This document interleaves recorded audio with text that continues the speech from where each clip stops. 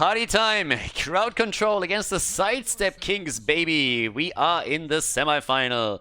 Semifinal number 1 of the Icebreaker tournament, everybody. And it's time to rock and roll. Infernal Shrines, our first map. And on the left side, we got X-Ray on Malfurion. Ruzzo on Sylvanas, Lauber on Muradin, Dequaza on Gazlo, and we got Dainu on Junkrat for crowd control.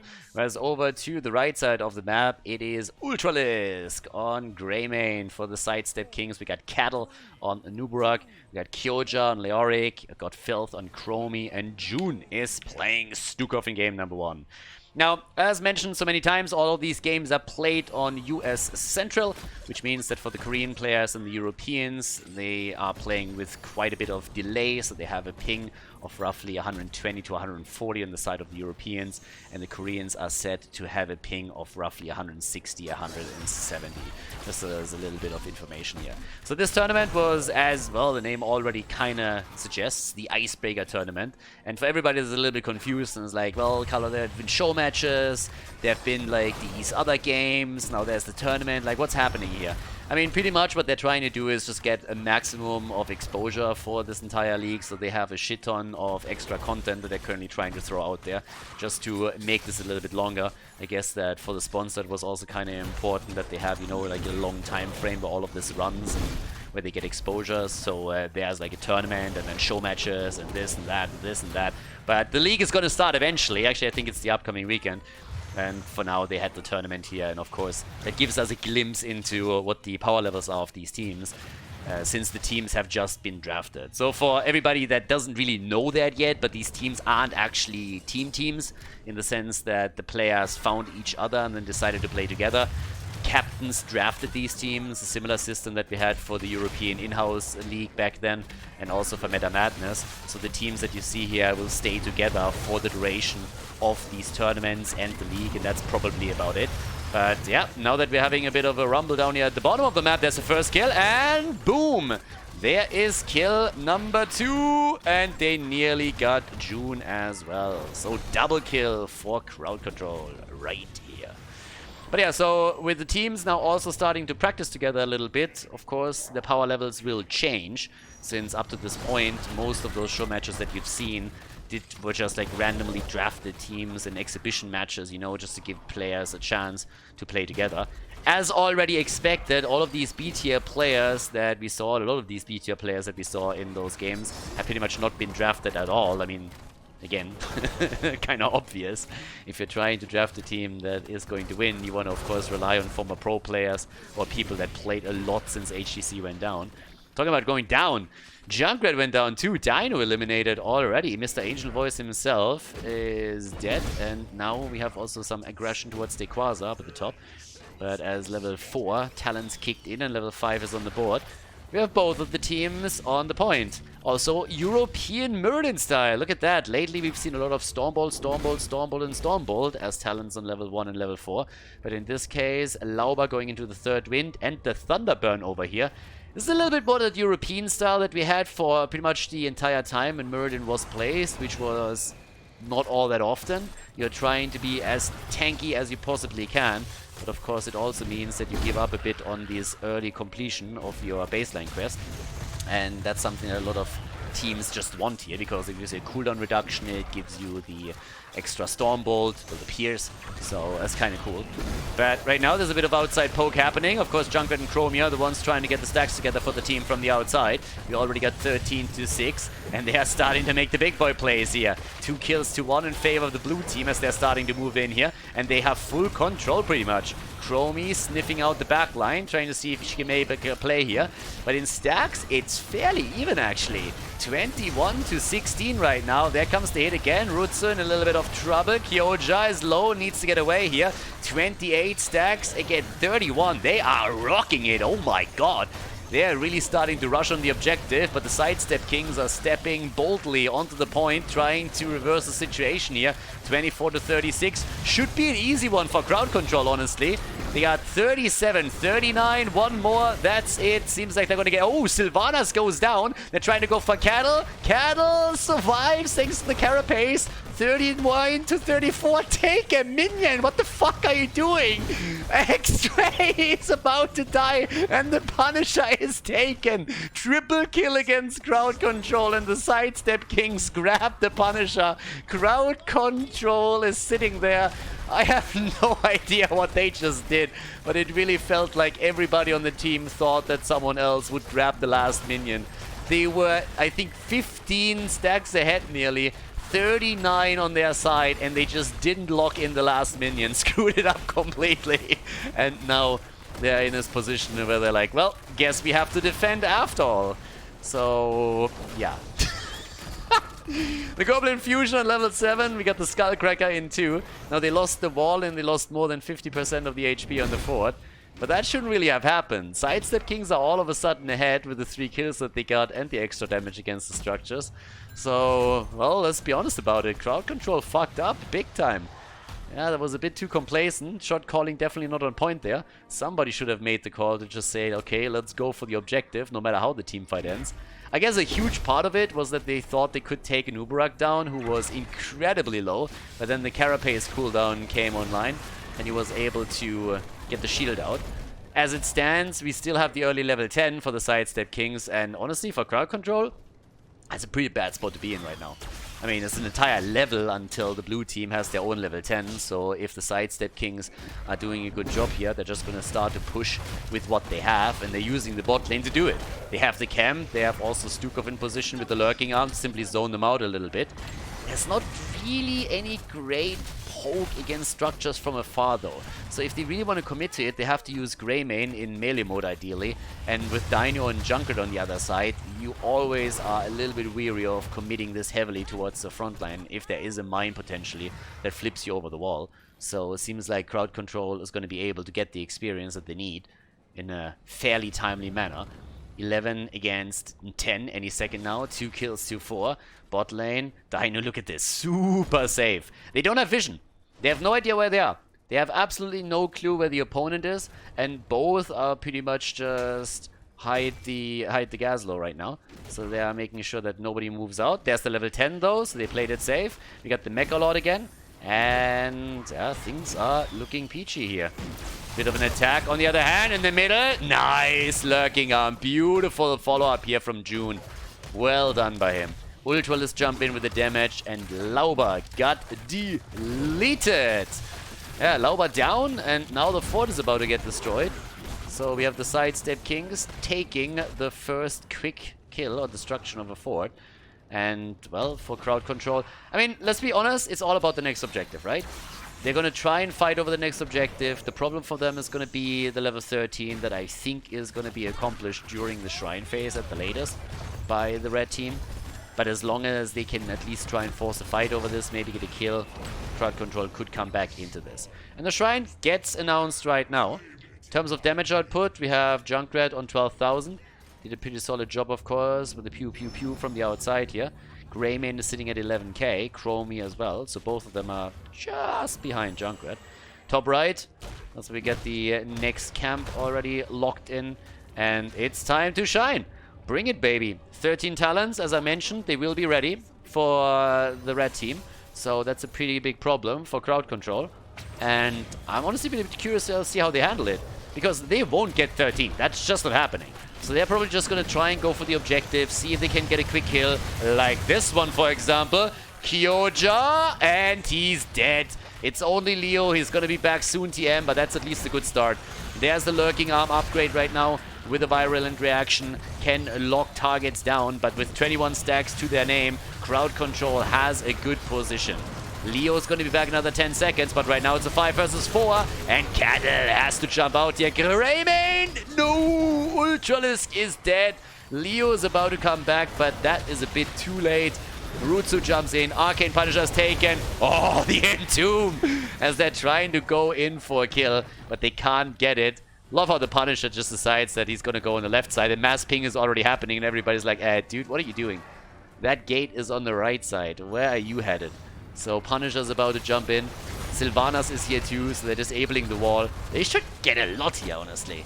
Now, well, but Junkrat is topside, so Dino had to defend the top, which means that down here we only have 4 heroes in play. But thanks to Sylvanas, they can burst through that wall easy peasy. They will get the 4-2. And that, of course, also translates into them nearly closing the experience gap. It's, by the way, really interesting to me that we have Bronzebeard Rage on 13, given the fact that he chose the double clap on level 4. I mean, normally when you're trying to go for the double clap, you're really looking towards the healing static, and if you don't pick healing static, then you're a bit more flexible with your level 4 talent choice. I guess since this is Infernal Shrines, this is what they wanted. Malfurion is dead, Stukov's about to go down, but a big shove coming in from June. Lauba is still alive though. And then again, Dino! Yeah, he's gone. Dino is gone, Stormbolt misses, the fight isn't over by any means. Boom! Chromie is dead, and they go for the Beetle. They take the bug down, and now Kyoja is dead as well. They're actually not even stopping here. They're going for Greymane, and they are wiping them. 5-man team wipe, baby. Nicely done. Check this out. Big kills coming in. Initially, it was 2 kills against the blue team, and then they turned it completely and just demolished them there. Nicely done. So 9 kills to 7 now. And of course, as the map is open, they can easily go for the next fort in the middle. So yeah, well played here. Big hits coming through now. Malfurion is up at the top. X-Ray is saying, like, boys, I'm gonna be Mr. Waveclear for now. Everybody else is more interested in taking the camps. Let's have a little bit of a look at what's going on in the damage department. Gazlo, look at him, 24,000. Oh yeah, give him the clams, baby. That's one scary clown right there. 16, nearly ready by now for the blue team as well. So they are the ones who just turned it on its face. They pretty much switched it up. It was the red team that had the lead in experience and talents earlier, but now the situation has changed with crowd control taking that spot. They dominate the entire map. They have taken pretty much every single camp that they could.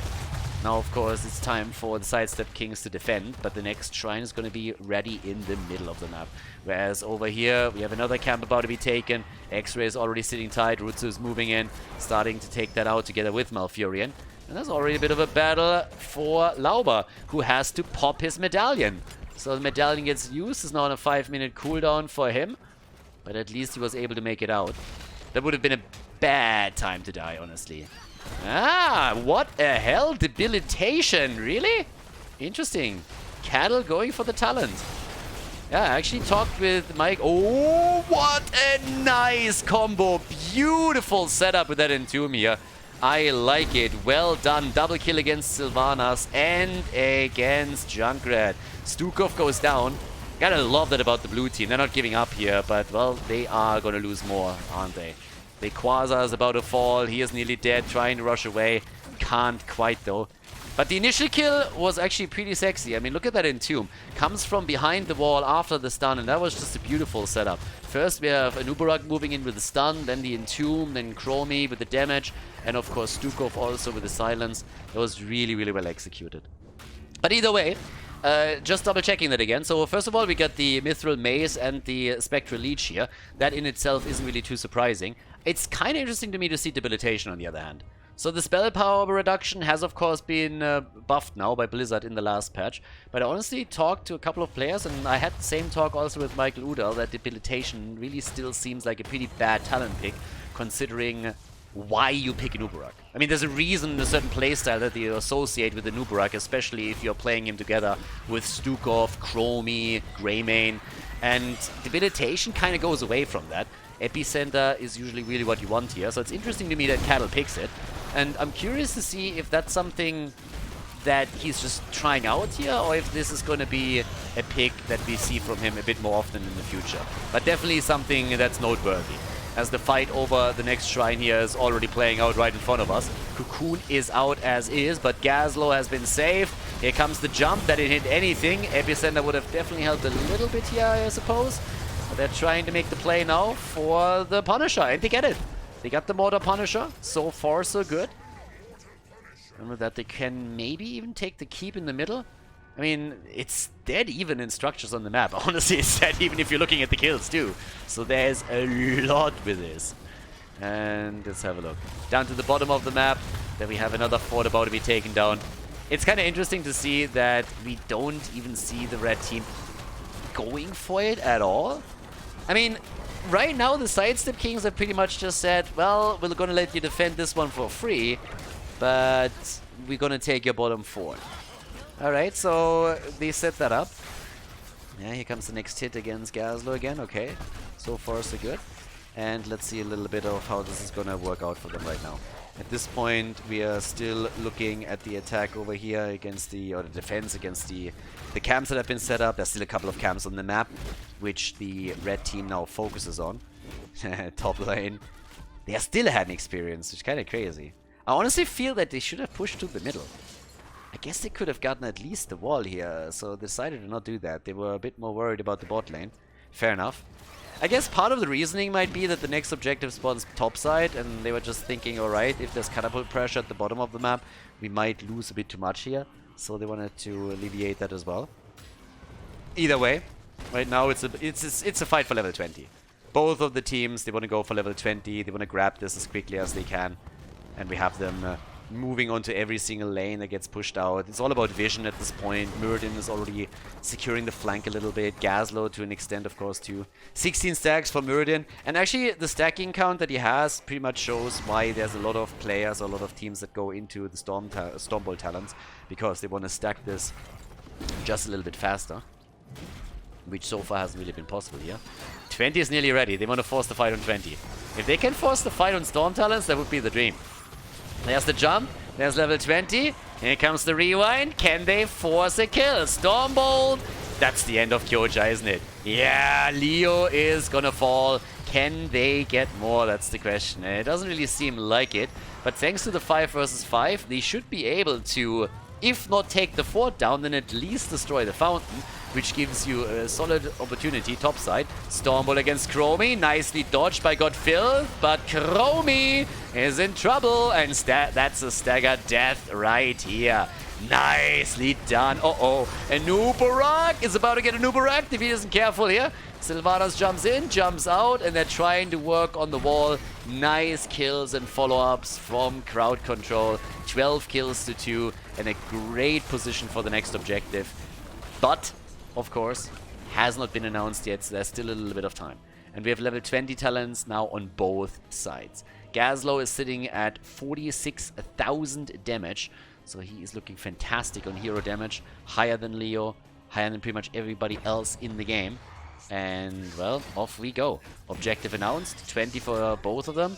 20 seconds for Chromie, so it's going to be a 5 versus 5. No real advantage for crowd control here. Unless, of course, they can steal the camp away or get a... Oh my god, a kill now. That would be the dream. If they can get a kill now, oh my god. If June dies, that would be so... Oh, Chromie is just about to go back. And they kill the support. Oh, wow. Perfect kill. You can't script it any better if you're a crowd control fangirl. That was sick city. That's a free Punisher right there. The only question is, how will the Sidestep Kings react? Are they going to try and push for a keep here? They already have their heroes in position at the bottom of the map and in the middle. But it doesn't get any better than that for the blue team. Like, this is the dream. This is the dream right here. Chromie comes back, Stukov dies, and they get a freebie. Now, Junkrat is already pushing out the bot lane. It's just saying with the grenades, hey, I'm here. So all they want is to push them back. Sidestep Kings are going to take everything that they can get here, but as long as they can't get onto the keep, it's going to be fine. I'm pretty sure that he at least wants to take that catapult down. Catalyst still sitting tight. They're making the 5-man commitment up at the top. And Junkrat, I mean, honestly, if he can stop some of those halfbacks, that would be great. But he's playing it safe and moves back as we speak. The keep is gone. Keep's gone. That keep is definitely down. Only question is, can they go for a core here? This could be the end of game number 1. We're 18 minutes in right now. So that Punisher is not full John Cena level just yet, but it definitely packs a punch. So if they can get another kill here and maybe set a good mine up with Junkrat, that's all they need. Kyoja, of course, has also now the Buried Alive, so that's a big one. Sets it up. There's not going to be a follow-up. No, they're going to be fine. Here's the Avatar. Reptile comes out, and they try to go for core, I think, but the keep is already halfway down in the middle, so maybe they just settle for that. Oh, the jump! June gets wrecked by the Punisher. June gets absolutely murdered by the Punisher. Bottom keep, by the way, is falling to catapults over here, slowly but steadily. But of course, the fight is now for the finish of the game. Kyoja comes in. They're all low. Chromie wants the kill. Doesn't quite get it here. Yeah, they gotta move away from this. There's a lot of pressure, though, at the bot lane. In the mid lane, too. They're trying to go for Ultralisk. Medallion being used. Sylvanas down. The defense is set. And there's the kill against Muradin. Well done. And that flipped the script very, very quickly here. 14 kills to 13 as Gazlo dies too. Bot lane keep is nearly down. They should be able to take this. The biggest problem for Sidestep Kings is still the fact that Stukov is not with them. But with Greymane and the lineup that they're playing, they might just have what it takes to go for it. Now, they will take that keep. But can they do more? It's another 30 seconds until Sylvanas is back, so that's pretty significant. But keep in mind that the support isn't here. I mean, he's back on the map, but he still has to cross it to help the team out. 20 seconds for Sylvanas. But you have a Greymane. Oh, this is going to be rough, guys. This is going to be a difficult defense. Crowd control might have just thrown it on the other side of the map. Junkrat is still alive. The shield. Look how quickly Ultralisk takes it down here. They need to take Greymane down. I don't think they can. They are all low, but Greymane is ripping that core apart, and Uberak is about to fall, but they need to take the Wolf down, and they just simply don't. That's a win. Sidestep Kings with the lead in the best of 3 series here in the semifinal. Nicely done. GG.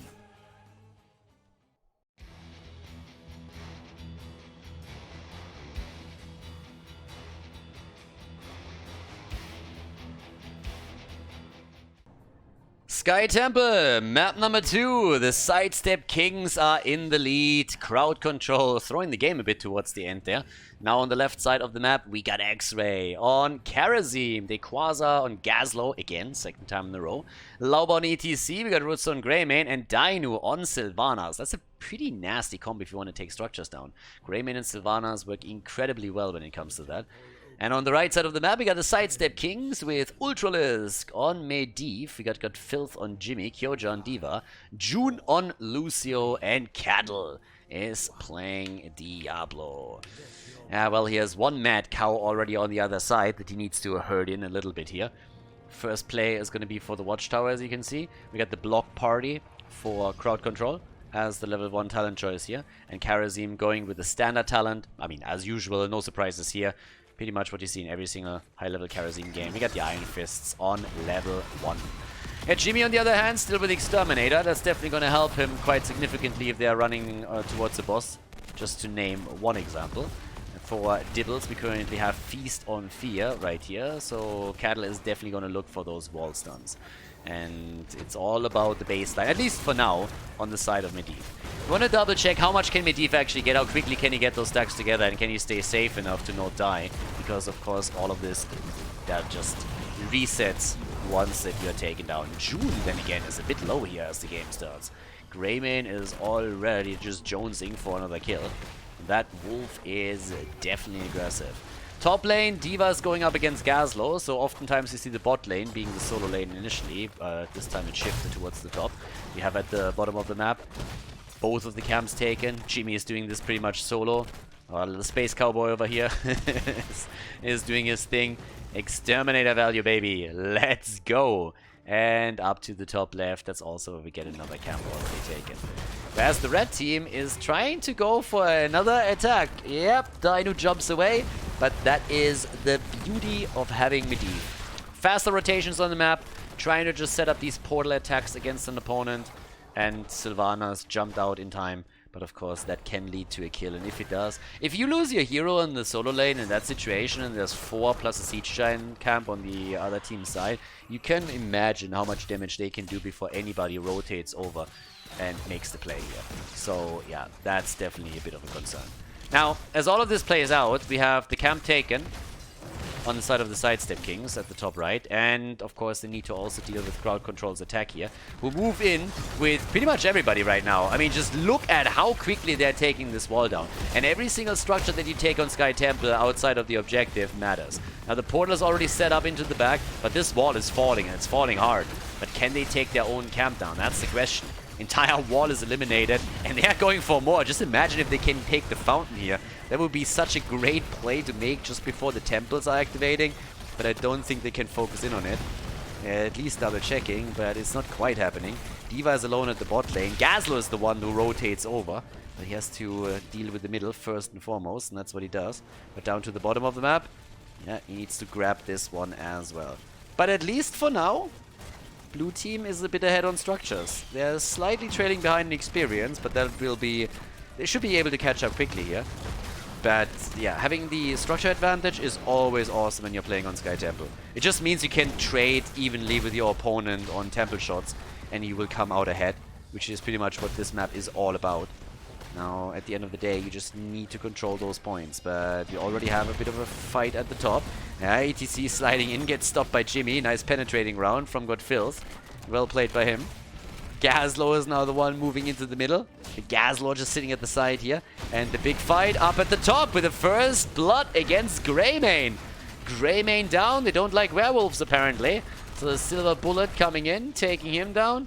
And of course now level 7 talents giving an additional advantage to the Sidestep Kings that they are trying to use right away in the middle of the map to control not only one but 2 temples. And they get another kill, don't they? Yeah, there's the kill against X-Ray. That was a bit of a bold move by Karazim here, and it didn't kind of work out for him. Yeah, a lot of bold plays by the Monk. Now that we have Karazim coming through with the... Gazlo coming through with the Goblin Fusion, and then with their own level 7 talents, maybe they can make some plays. There's a boot back from Lucio against Dainu, who's trying to escape here. Sylvanas is on the run! Sylvanas! Hashtag not my war chief. So, she's down too. And that is a pretty solid opening now for the Sidestep Kings. Initially, a bit tricky, because they lost the top wall.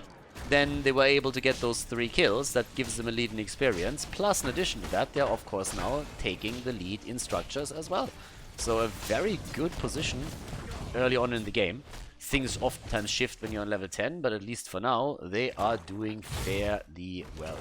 So there's the next camp about to be taken. Bit of a dive at the top towards Gazlo, and they get another kill. This is like, damn, what is this? Farming simulator? What's happening here? 4 kills to 0 already. 19 stacks for Medivh on his baseline. So that's already neat. And we got the off the wall plus the good vibrations for Lucio. As they are looking for even more damage now. Lauber gets attacked. And they're trying to play through the portal again. Play with vision. Buys a little bit of time for the team to take the camp. Nicely done. Doesn't die either. And now there's the top pressure. That of course has to be taken care of. And Kyoja gets attacked right away here. But he still has the mech up, should be fine. Gazlo coming through. And there's the portal. Right into the hands of Greymane. Yeah, that's one of those moments where it's like, the fuck are you trying to pull, Medivh? It's like, comes through here and it's like, okay, I'm safe, and all of a sudden there's a wild wolf that just jumps on you. But look at that early level 10 right now. Oh my god, immediate commitment from the Hyperion. They're really trying to get the structures eliminated down here. I mean, pretty much what he figures is if he uses it right away, he gets a free one, and then they can use the second one during the next fight when the opponent has heroics too. So yeah, they go for the zone. Lauber is able to make it out. Nice. Well done by him. But of course, bot lane Fortis, this is, well, not destroyed, is in trouble. Mid lane Fortis lost hit points. One at the top has also lost a lot. So it's a problem. The Goblin is, again, upgrading straight into the Robo-Goblin here. We got the 7-sided Mosh Pit. Lauber always was a party boy and is trying to show it again. And it's a party, baby! Oh yeah, that's a triple Mosh Pit, baby! Can they get a kill? June with the sound barrier. Portal control attempt! Oh, the shield! Ultralisk, you sexy beast. What a shield, saving Jimmy. That was nearly a kill. And he survives. Nicely done. Still about 5 versus 5. So far, nobody died. June popped the perfect sound barrier here. But he needs to be really careful that he doesn't die. Well, he's dead. Sorshva, be careful. Could also be the end of Kyoja. And even Cattle is eating a lot of shit here. They're trying to jump on him. Pilot is all alone. Kyoja. No way.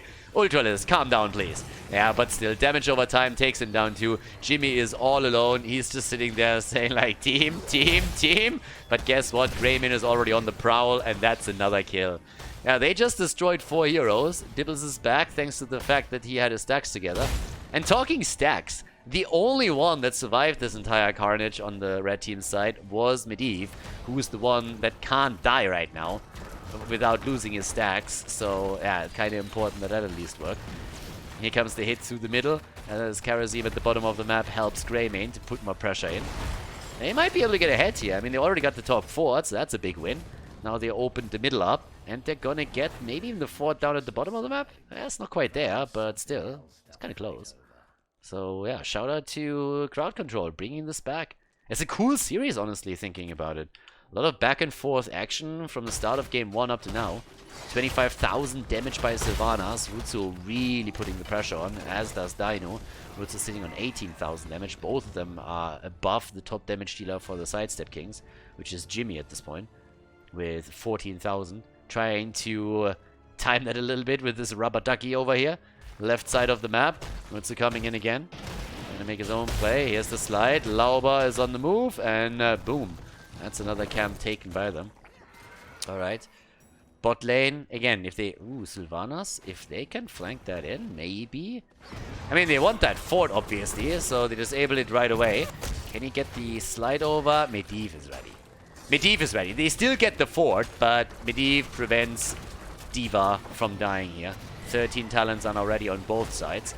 A little bit of a Gazlo stun into the wall, so there's at least that. We got the level 13 now with the 6th sense for Karazim too. 5 stacks away, Medivh completing his quest. So he's closing in on it. And, well, towards the top, they still have to defend this. I mean, generally speaking, you want to watch the boss a little bit more now, because this is really one of those time frames where a team could make a play for that if they feel you're out of position and see you out on the other side of the map. 7-sided! And they get Dibbles! What a mosh pit again! Lauber with 2 good mosh pits already gets interrupted. Can they kill Medivh? Oh, Medivh! Yes! They kill it! Oh my god! Everybody's dead! Medivh lost his stacks. He was at 36 stacks and he dies. Look at this. He goes in and then they kill with Karazim. Now the boss is open, of course. I still call that a win, baby. Like, I don't know what to tell you here. Yes, the boss is taken, but this is before the 10-minute mark. Medivh lost 36 stacks. That's a big win right there.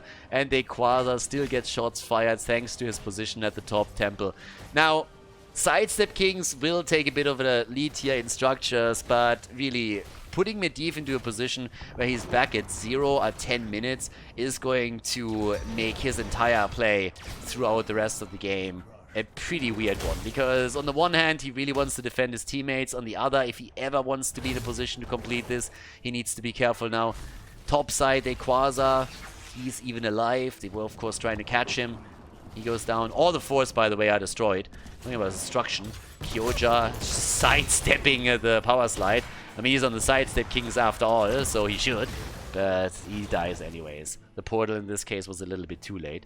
Yeah, 7 kills to 9, but what a game here. Honestly, that was pretty insane. So, Lauber is now sitting on the temple, and, well, the fact that 3 forts were eliminated on the side of crowd control doesn't really change that we now have pressure at the bot lane against the keep already. So, things are not really looking too bad for crowd control, especially considering that they now have their own level 16 talent, where we got the cleansing touch again for Karazim. For Gazlo, we still got the arc reactor right here. Yeah, and they're coming in. Ooh, no unstoppable frames for Sylvanas, though. Sylvanas actually heading into the invasive fire over here. Yeah, not really too afraid of anything else. Okay. The Sealer comes away. Medivh calling away over here. 0 stacks. God, I'd be so pissed if I'm Ultralisk right now. I'd be so pissed, seriously. I mean, you're at 36 stacks, you're pretty much, in your head, you're done. In your head, you're just like, alright, this is it. I need 1, 2 good ones, and then I'm done with this. And then he just gets murdered the way he did. So right now, in this semi-final, the big question is if the Sidestep Kings can still win it. I mean, again, it's a best of 3 series, so all they need right now is another big win, and then they can make the play here. Make a 2-0 victory reality, and then move on to the next round of this. So they definitely have it in their own hands. Also, while we're waiting for the next fight, guys, as usual, if you want to support the channel and want to support all the coverage here, not only of the Korean tournament that we had recently, but also everything else, you can support the channel on patreon.com/Khaldor. Big shout out to all the supporters that help to improve the channel here, to keep the Heroes coverage alive, and also help me to improve on things like the Insta replays, better camera equipment and audio equipment. Very much appreciated. For everybody who wants to check it out, head over patreon.com/Khaldor and give it a look.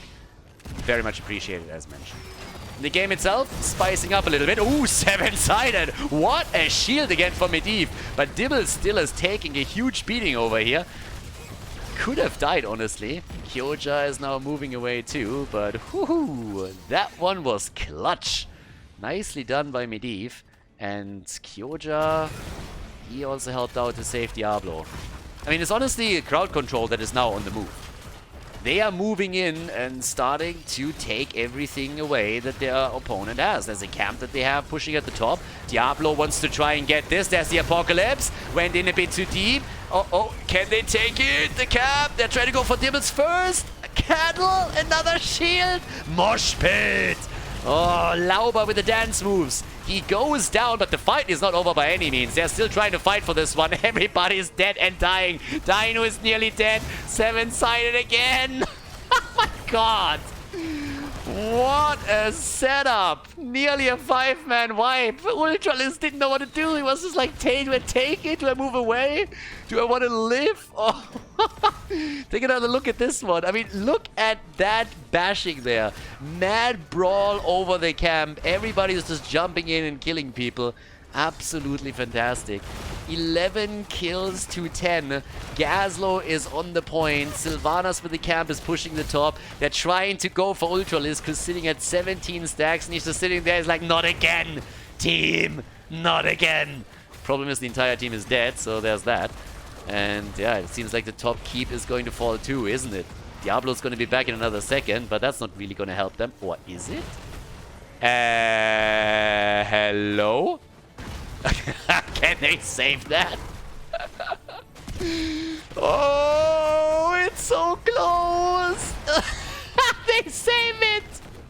Oh my god, crowd control. Are you kidding me, guys? You guys can't be serious. You have a Karazim, you have a Sylvanas, hit a few more shots and then jump away.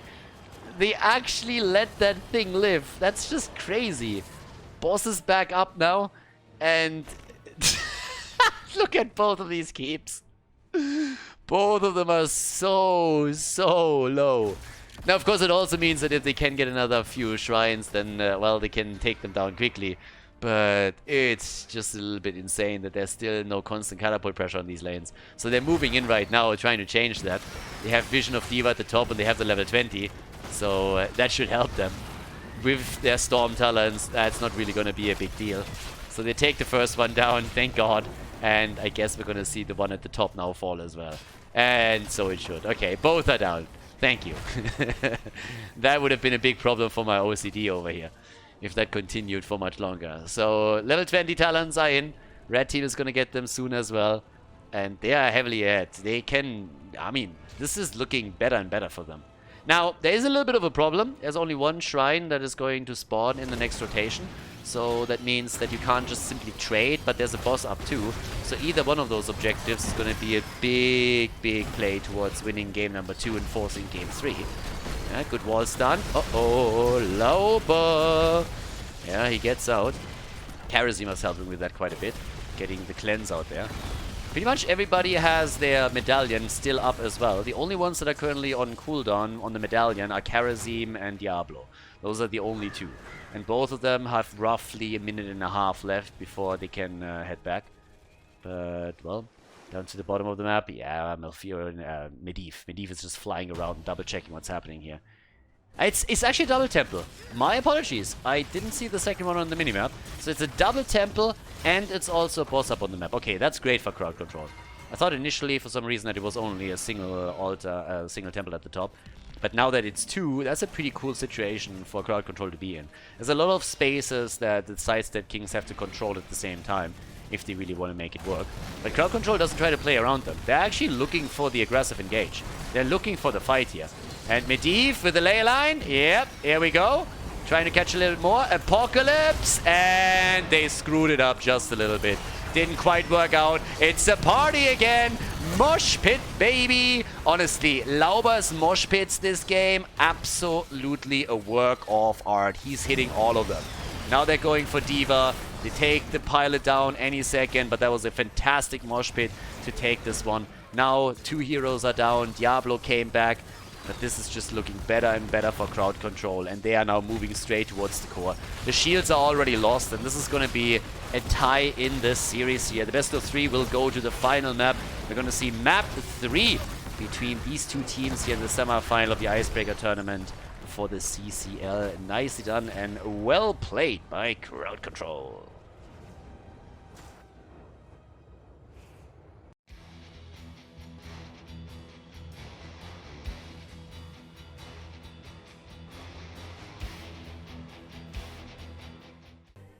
Game number 3! Well, it's going down to the final map, our best of 3 series here in the first semi-final. We got our match on Volskaya, and on the left side, we got X-Ray on Malfurion, Rutsu on Junkrat. Yeah, as you can see, Dino's playing Grey main. We got Lauber on ETC once again, and Dayquaza is playing Urel. Over on the right side of the map, we got Ultralisk on Li Ming for the Sidestep Kings, Kyoja on Deathwing, Cattle on Jojo, got Filth on Cassia, and June on Brightwing. The Fruit Fly is in the game once again. Fred, shut the fuck up. Okay, so with Brightwing now in, let's see. Oh, and we got the chicken skin. No, why do you turn Deathwing into a chicken? Why? Why? Yeah, he looks like a plucked chicken right there. That skin is just fucking atrocious. Seriously, check Blade out, my friends. He knows at least how to use tints and skins on heroes, at least when it comes to Deathwing. But either way, we got the stacks on Cassia now on the level 1. We also have a little bit more stacking for ETC this time, so no block party, but instead we're seeing him with Prog Rock, so it's gonna play around that. And, well, let's just check it out. Right now, we got one team that will advance to the grand final. Since it is a single elimination system, the losing team will drop out of the tournament. And the Sidestep Kings, they won game number 1 after... It was a little bit of a core race. I mean, it was a bit of a fail from crowd control. They stuck around too long, overstayed their welcome, were punished for it, and then Sidestep Kings could step on the other side of the map and end the game. But in game number 2, a bit of a different story. After an initial decent start for the red team, they were pretty much completely controlled by the blue team towards the end of the game. Now the 1 minute mark has just passed, so the items are up on the map, and that means that both of the teams are looking for the first turret. And of course, as usual, afterwards it's all about that healing beacon. Do the teams make a play, yes or no? Which team will go for it? We're gonna check it out. Because for now, we're currently looking at, I would say, quite a decent position for the Sidestep Kings to take it. Now there's URL to consider. Actually, it's a little bit tricky because you got the mine on Junkrat, there's displacement for sure. But if you think about Johanna up at the top and you think about the reset potential for Li Ming, this could be a pretty explosive fight if it ever comes to it. So we're definitely going to keep our eye on the emitter and see if a team makes the play. Level 4 talents are now kicking in as both are starting to prepare also for the first objective. We got for Li Ming the Triumvirate setup first of all, and top side, that's where we now have Lauber sitting tight for now, up against Cattle of course, and Cattle went into Conviction, so movement speed, no wave clear here for him, trying to go for the engage and disengage instead, as the teams already prepare for their first camp here. Also, Broccoli is back up on level 4 for Malfurion. Spray game on point, I like it. This is the beauty of tournaments like this, that you have the sprays coming in, a couple of neat B-steps and stuff like this. It's always kind of fun. Kyoja at the bottom of the map now, full chicken. I mean, I guess I can understand a little bit that Kyoja goes for the chicken skin Koreans. They like their spicy chicken. So this is actually probably just because he's hungry or something. It's honestly one of the things that I really miss from Korea. The spicy chicken that they had over there was just absolutely fantastic. It's not really comparable. And you had that stuff just everywhere.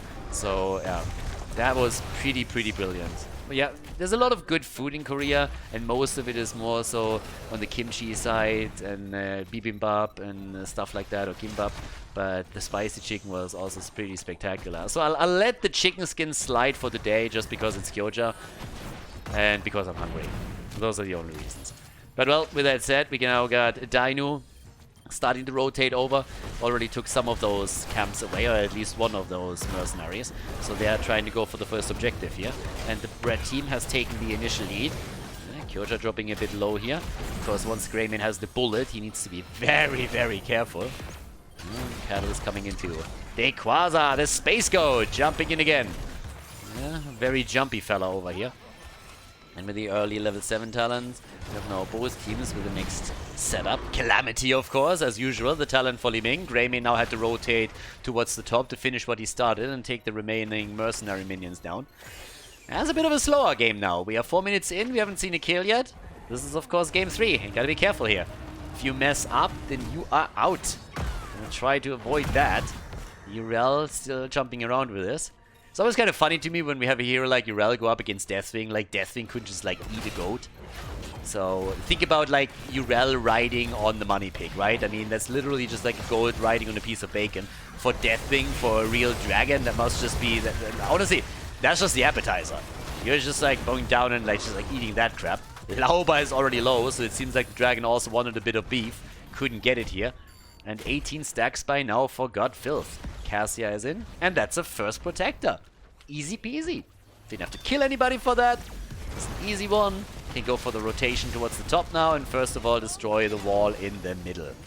Ooh, different setup. Alright. They're going down to the bottom of the map. That reminds me a little bit of Mopsio's team, honestly. Yep, that's what they used to do on this map. They just ignored the second objective and they prepared for objective number 3. Interesting. Okay, haven't seen that one in a while. And yeah, with that, they're not really doing too much here. I mean, as you can see, the Protector gets absolutely crushed. They're shitting on that thing. But they still destroyed the wall in the middle. They destroyed the tower at the bottom. And they were able to take the fountain. That's pretty much all that you want to do. Now, traditionally, as I explained so many times, is you want to go for the top first, because the second objective spawns at the top.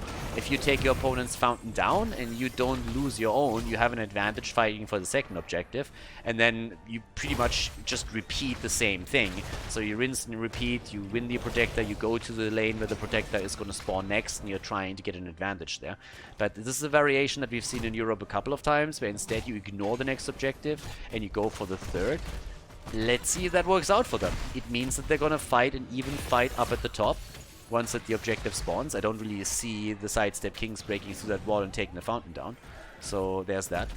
It's a bit of a dragon hunt going on down here at the bottom of the map. And the body blocks are there. Yeah, good old. And Kyoja is gonna get away from this one. And the sidesteps kings are using the time that they have now to go for the objective, so they have an advantage here too. And as it happens, it seems like the blue team is at least going to try to break through the wall and prep for the fountain at the bot lane. So, of course, for them, it's only going to be important to ensure that they are not losing out on the fountain race at the bottom of the map when it comes to the next objective. So, let's see how far they're going to get with this one. But either way, here comes the bullet. Yeah, this is going to happen the entire time. Dino is pretty much, whenever that thing is off cooldown, going to move in and hit the bullet onto Kyoja. That thing is so fat that you pretty much can't miss it. And honestly, that's going to boost his damage output a lot too. I mean, Greymane is at 11,000 already. To be fair, Deathwing is ahead of him. But I think this is going to change as the game continues, at least if he's diligent about it. So, there's that. Now all the way up towards the top. Then we got God Filth already moving in for the camp. Same thing is obviously happening on the left side. Both of the teams are going to get ready for it. The objective should be announced in just a couple of seconds. I mean, normally we're having both teams on level 13. There's still not a single kill here. Just want to highlight that really quickly. So you can tell that this is a bit more of a tamer game. I assume that when we're heading into objective number 2, it's going to get a lot more spicy than that. But at least for the time being, they are taking this a little bit more easy. The Quasar's already here. They're starting to jump in. Kyoja gets attacked, and the bullet hits once more. Dino is chunking him down whenever he can, bullet after bullet, forcing the dragon to play a bit more passive. But I like that the sidestep kings are always trying to use these time frames that they have, these small windows, to move onto structures. Problem is that Li Ming is dead. Bad time to die, baby. Level 13 talent is ready, and they now get access to the top checkpoint first. So, yep, there we go. So, for now, we got Li Ming also with the Illusionist. Could have used that in the last fight. The Fire and Fury is there. Okay. And starting to go up towards the top now. Urel is, by the way, still at the bot lane. She can be, for the simple reason that Li Ming is dead, but Deathwing is now helping out at the bottom. And thanks to the Divine Steed, Urel should be able to move towards the top very, very quickly. Brightwing is sitting in the middle, and they are actually going straight up for Cattle. And Cattle is in a bit of trouble, so far still alive. Brightwing is jumping in, polymorph against the Wolf, but control is still taken by crowd control. They're controlling more than only the crowd here. They're controlling the checkpoint too. So, well, let's see. Lauba is sitting tight. Okay. They're starting to fucking Junkrat again. Okay. Yeah, and it seems like they're going for... Are they going for items at the bottom? It's a little bit of a poke around at the top. There's no full commitment happening yet. Urel is sitting at the bottom, and they seem to be going for the structures here. Are they actually giving that one up? They're giving a couple of points up in order to go for the structure here. I kind of like that move. They're gonna get this, honestly. They're gonna get the fort for free. Because the red team can't really do anything. They escorted a few minions into the middle that should still be caught. At the top, there's obviously a heavy push now incoming, which will destroy the fort. But as long as they don't lose anybody here, they're gonna be fine. And the Blessed Shield missed. The Blessed Shield missed. And, well, if they can keep Lauba alive, Lauba used the medallion. And here comes the cavalry, baby. Here comes the jumping setup. Urel is hopping in, trying to control Brightwing. And Brightwing is dead. So is the dragon. Yep, that is a quick double kill right here. Beautiful play from crowd control. A little bit risky at times maybe, but they went for the bottom. They took the fort down. They rotated top. And now they have a triple kill. And they want more. They might even get more. Oh, that was one shot away from dropping Li Ming too. Junkrat died to Cassia.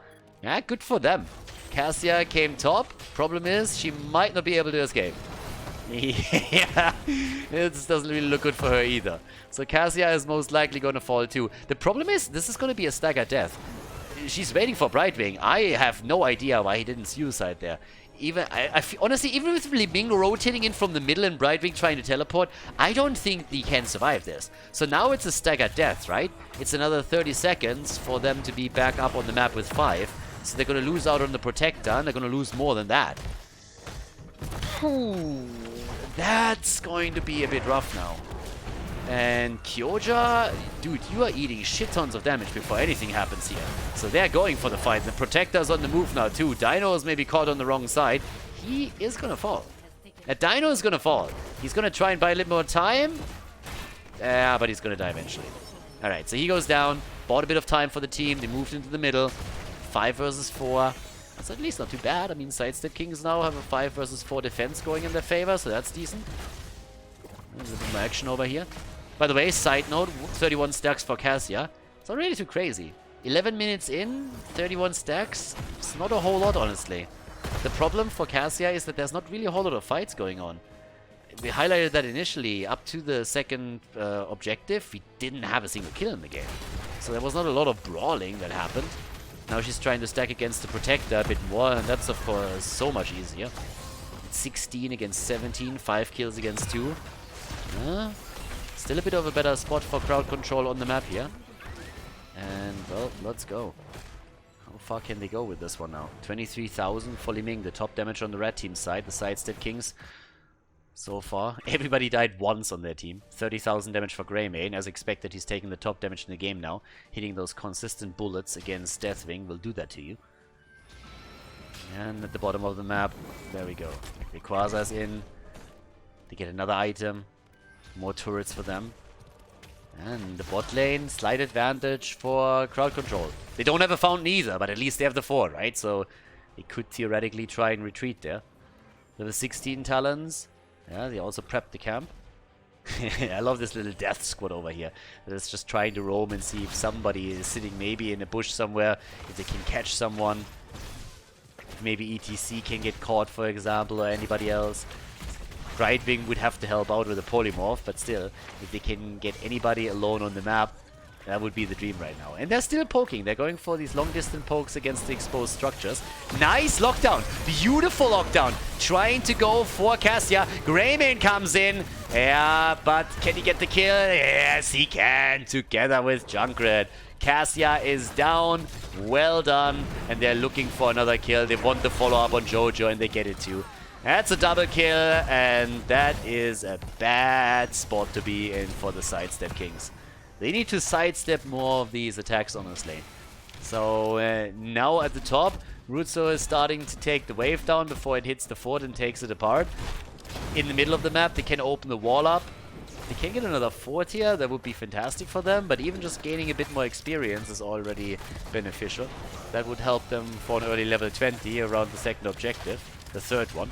And it actually seems like Urel wants to open the bot lane up instead and try to push the wall here. Now, Deathwing has other plans, so he's jumping in for it right now. But this is going to be the end of that fountain. And that's not the only lane that gets attacked. Top lane, yep, that's where Junkrat is currently taking care of this one.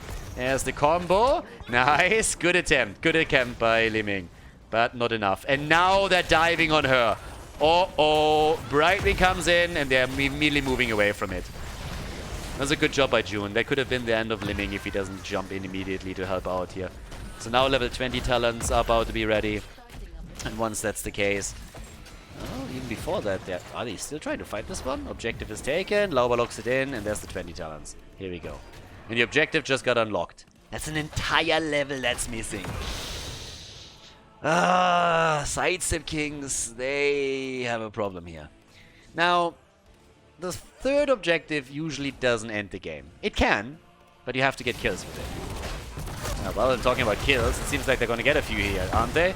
Yep, that is one hero down. Cassia's dead, 8 kills to 2. It starts to look scary. There's a lot of items in the hands of crowd control.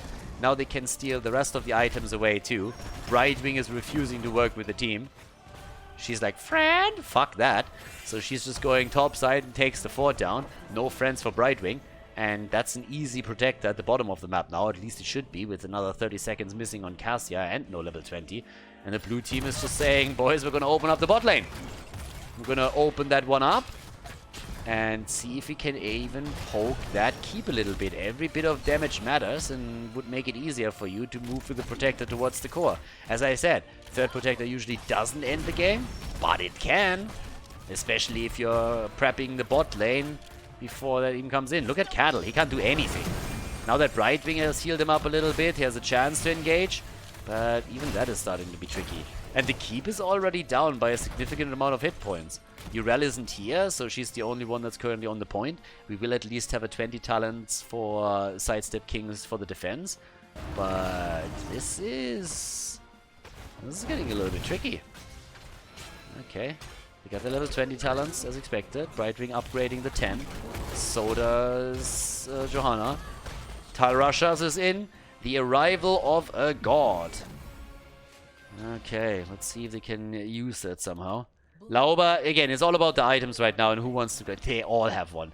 2 healing beacons and 3 turrets.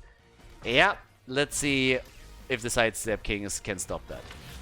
That is gonna be rough. The keep is down. The keep is down. Like, keep is 100% gonna fall. Can you get kills with it? That's the question. They're playing it slow. They're waiting for minion waves. They're playing it like super slow around it. They got time. They know to get the keep. It's all that you need to do here. Everything else is a bonus. If you can get more, that's great. They're shifting a little bit who's in the protector here. Yeah, playing it super slow right now as ETC starts to rush in. they're still looking for kills. They actually left the protector even. They're still looking for it here. EDC wants the power slide, and well, let's have a look at it. Yes, off we go. And yeah, again, third protector usually doesn't end the game. You get the keep, and that's about it. It's too early in the game, so it goes down. If you want to end the game with the third protector, you have to take kills with it, and they weren't able to do that. They realized it early, so they just let it slide. Game usually ends around the fourth one. If they would have gotten a few kills, if maybe Sidestep Kings play too aggressive, then it's a different story. Then you can end with the third one. It happens, but yeah. Alright, so let's have a bit of a look towards the top here. Actually letting this one go. Crowd control could have fought for this one. They have so many items already. They could have fought for this one for sure. So now we got the next camp taken. Next objective spawns in the middle again. And well, let's see. That's a little bit of a weird setup, generally speaking. Simply because we have isolated kills, but there's not really a lot of fighting happening in this game right now. I could snipe against the fort. Brightwing helped to take top fort down a bit earlier. Now they've taken this one as well. And in the meantime, we have also 54 stacks only for Cassia, which pretty much highlights what I said earlier. She is suffering because she doesn't get enough stacks since there are not enough fights. That was a nice Valkyrie here though. Dino, beacons on the ground from both teams. They're going for the fight again.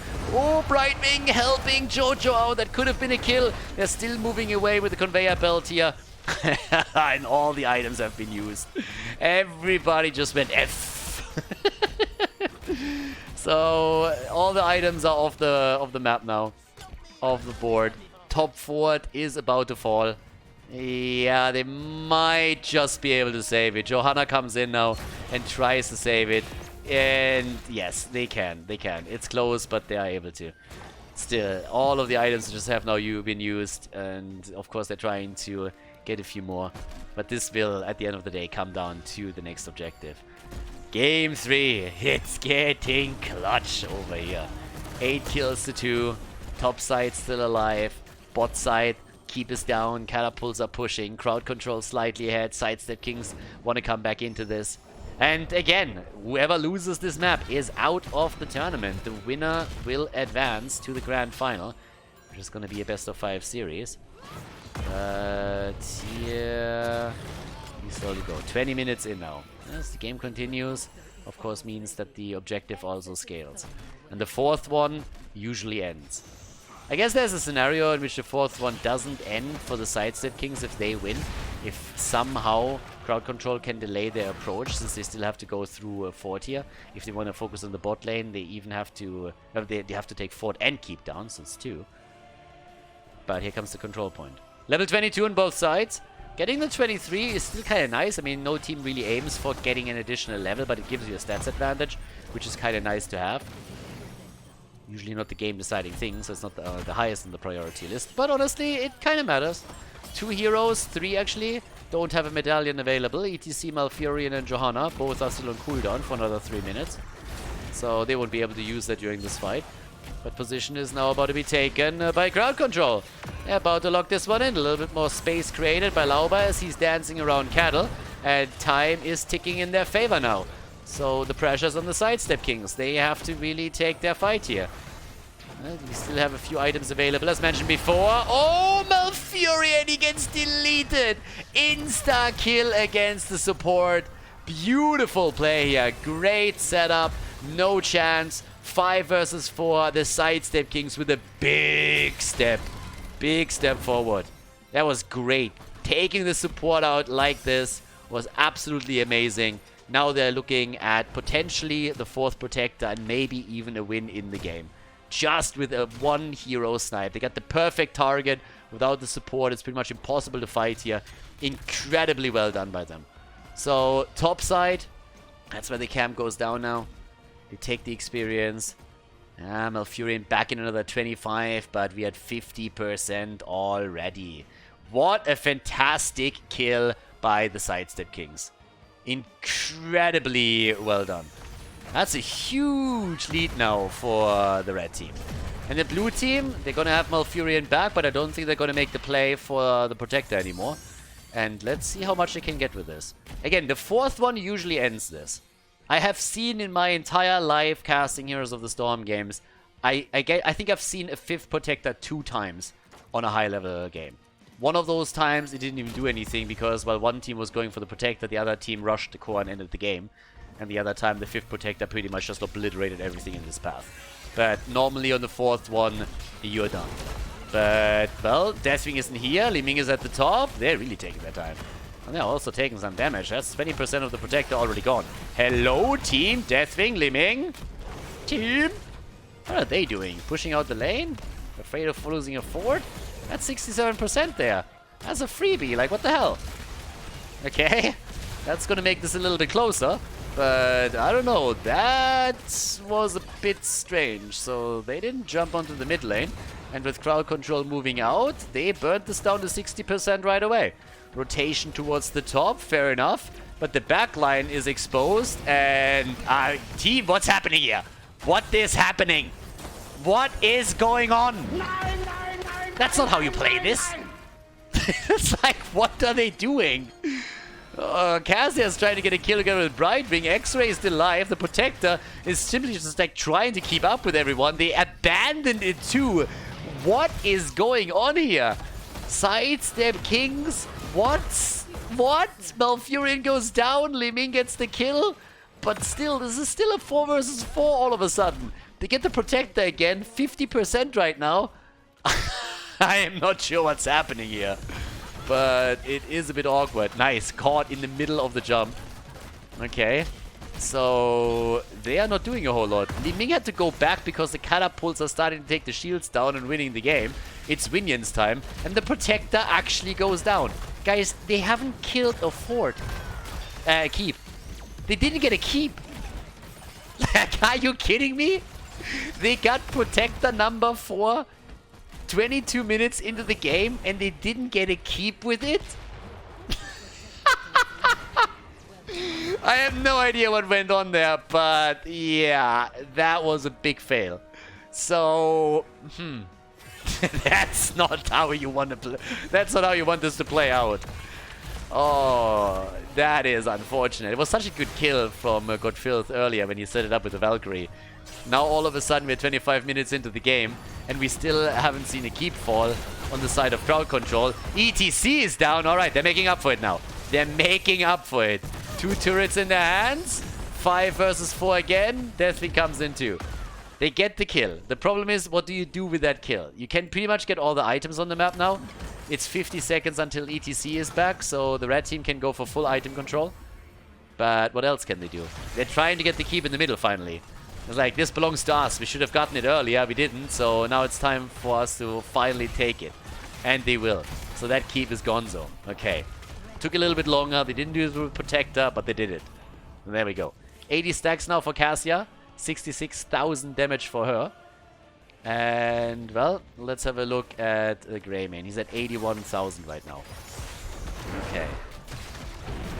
But yeah, that was really not well played. I mean, honestly, they had the Protector in the middle, Li Ming top, Deathwing at the bottom. Again, I get why you want to push the bot lane out. That was kind of important, but that was a lost opportunity. Now, they got the keep anyways. So after the dust settles, it's pretty much the situation that you would expect here. But they weren't really able to go for the core itself. So let's see. I mean, right now, it's 26 minutes into the game. Bot lane is becoming more and more of a concern for the sidestep king since these catapults are, of course, pushing. You can say the same about the mid lane, of course, but the mid lane is a bit easier to defend. It's not one of those auxiliary lanes that is an issue, especially as the next objective pops up. It's topside again, so the bot lane pushing out is a big issue. Either Deathwing or Brightwing have to take care of that and then jump into the top fight late, or it's going to be a problem. You have catapults arriving on the core this late in the game. I don't want to say they one-shot that thing, but they are hitting it hard. Like, really, really hard. So, yeah, that's definitely going to be a big concern for the next objective. Now, what crowd control has to also be a little bit afraid of is that someone tries to go for a bit of a backdoor strategy. It's not really a backdoor lineup, don't get me wrong, but if you don't have vision on anything, you need to be a bit cautious, because it can be that the team just says like, hey, we have to YOLO it. Already, Ford is taken down up at the top. At the bot lane, the red team has done more or less the same thing, and they're already posturing in the middle. I mean, we're 27 minutes into this game, guys. So, yeah, 5th Protector is absolutely brutal. But even if you just get the entire lineup onto the core with Greymane and a few catapults, that should be game. So this is going to be a real interesting finish right now. It's all about vision at this point, or at least to a big part. Good push out at the bot lane. I mean, this wave is nearly at the opponent's keep. So that's nicely done by the Sidestep Kings. Since there is no global for crowd control, they can't send someone down and deal with that. So that's a bit of an issue. Keep in mind that the medallion for Greymane isn't ready. It's 30 seconds. So he, of course, would love to have that. Blessed shield. There's no damage. There's no damage. There's no damage here right now. Cattle a little bit too quick on the trigger finger here. Yeah, he pulled that trigger way too early. There's nobody here, and all of a sudden this could backfire. He's in trouble. Brightby comes out to help. Here's Malfurion with his ult as they're going into the team fight, and that's a big one. 28 minutes into the game. Catapults are amassing at the bot lane, by the way. We have 2 catapults already in play, and keep in mind, these bad boys are hitting hard right now. And there is a 3rd one coming in. So time is really working in crowd control's favor. And they're starting to take the top now. And again, that 5th Protector is a beast. This is not really a map where the early Protectors are going to do anything for you. They're usually not going to get a lot of value. The first one destroys a few walls. With the second one, you can take a fort down. But if you make it to Protector number 5, 30 minutes into the game, that bad boy murders shit. So right now, 9 kills to 5. Bot lane pushing out. Time is running out for the Sidestep Kings. They need to make their play. Again, this is an issue. That's a triple catapult right here. And it's soon gonna arrive at the core. They are running out of time. And of course, crowd control knows this too. So Sidestep Kings, who do they send down? We already have Cassia Hearthstoning here. They make their way towards the top. And nobody's moving in. If these catapults make it onto the core, it's minion time. If those catapults destroy the next wave, it's minion time. And nobody moves away. Nobody moves away. They're going to lose this. Jude is the one to retreat. He's the one to retreat, and he has to do it quickly. And will have to jump in soon, TM. Yeah, he just Hearthstone back. He needs to deal with the wave. He can't. He's jumping in. He's trying to help them out. There's the mosh pit already. Catapults on the core any second. Look at the shield. The shield is going to disappear within seconds, and that's not the only thing. Johanna is dead already. Li Ming is moving back. The shield is gone. The core is falling. Shot after shot fired. 30% down. Bam, we're down to 50. Here comes Li Ming stopping the inevitable. 44% on the core. Mid lane for the blue team. Similar situation. They need to take the 2 catapults down, and Junkrat is on the case. Top side, crowd control, taking control of the checkpoint. They're moving straight onto the next item. They want another healing beacon, but this is crazy town right now. 44% on the core for the Sidestep Kings. They're coming back to the top fight, or at least they want to. Cattle is down for another 30 seconds. They're on the defensive, but they know they don't have a lot of time here. Mid lane gets pushed out. Maybe they try to go for the core here. Vision, super important at this point. 10 kills to 5. 73,000 damage for Cassia. Greymane is nearly jumping into the 6 digits at this point, and they are about to go for the Protector. Malfurion is jumping in right away, and that's a 30-minute bad boy that we're talking about here, and they are going to move in for it. Early aggression against it immediately. They're trying to stack right here as the rest of the team is already moving down to the bottom. In comes the Protector, slowly but steadily. This is just a death machine moving through the middle. That Protector doesn't give a shit. No fucks given. Moves through the keep, moves through a 5-man, goes straight in for the core, burns the shield down. It's party time, baby. Goodbye. And that is game. That is the win for crowd control as they take the victory against the Sidestep Kings with the 2-1. GG and well played.